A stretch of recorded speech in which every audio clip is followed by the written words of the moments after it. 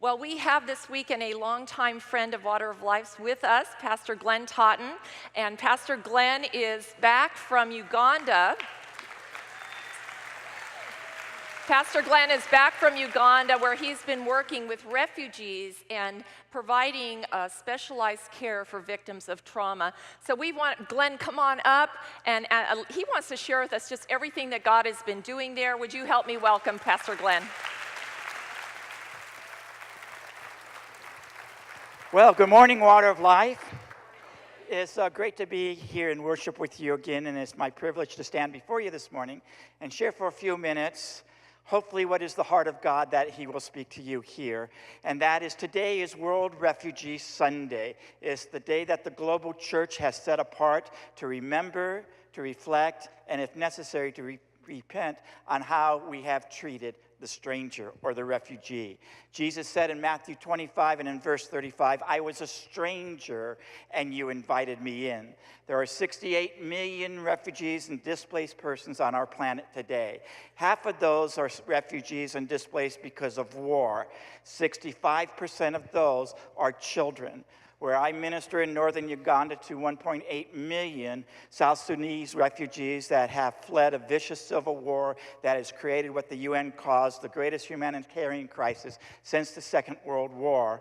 We have over 1 million children, 800,000 of them that are unaccompanied by adults, that have suffered tremendous trauma of emotional wounding, seeing atrocities that no child, much less any person, should ever see. Jesus said in Matthew 25, I was a stranger and you invited me in. The ministry Parakletis that I started almost 2 years ago is dedicated to God to bring the healing of Jesus Christ to the trauma of anyone who suffers wounds because of war. So not only are we ministering in northern Uganda to the South Sudanese refugees, but in Kurdistan, Iraq, to those that have suffered underneath the Syrian civil war, in particular, these cities that have suffered because of ISIS, and then in the Rohingya, on the border of Bangladesh, and shortly in Yemen, because Jesus said, I was a stranger and you invited me in.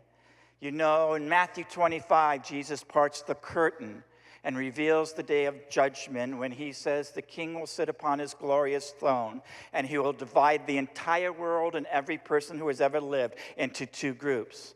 And on the right hand of his side, he will say to them, come enter into the kingdom of heaven that the Father has prepared for you. And he lists the reason why. It's because of how they treated 6 specific groups that Jesus calls the least among us, including the stranger, in which he says, I was a stranger and you invited me in.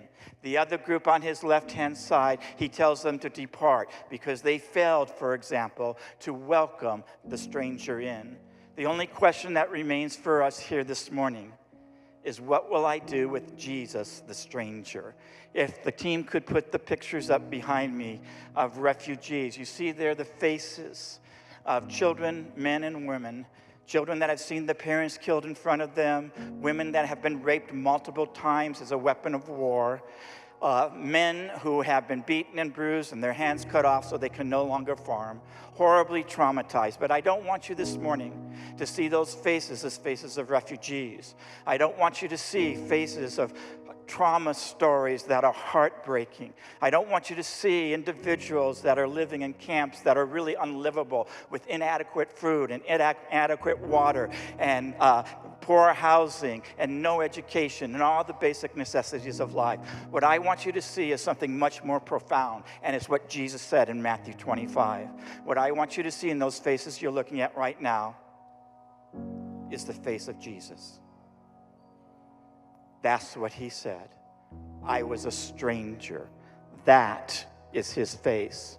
That child, that woman, that adult, that man, that is the face of Jesus. He said, whatever you do to the least of these, you have done to me. The question I ask you this morning is, what will you do with Jesus?